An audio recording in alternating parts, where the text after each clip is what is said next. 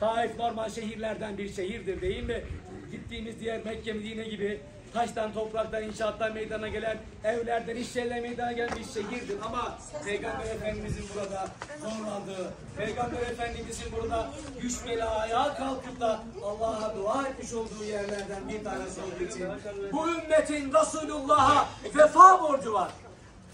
Ve biz buraya bu ümmet olarak Resulullah Efendimiz'e vefa borcumuzu ödemeye geldik.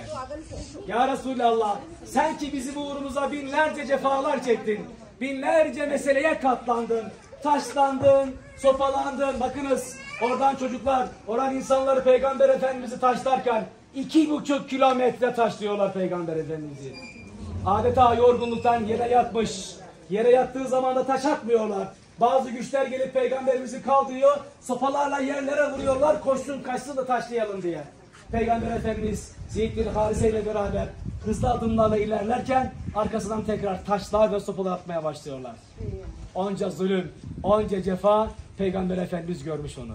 Ve o cefayı da burada bir tane köle olan Attas radıyallahu anh'ın ümmetliğe kabul edilmesiyle, şehadeti kabul etmesiyle biraz daha bir nebze daha rahatlamış oluyor.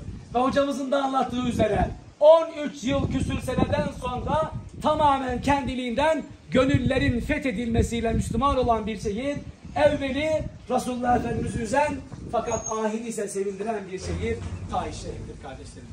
Hazreti Allah'ı ziyaret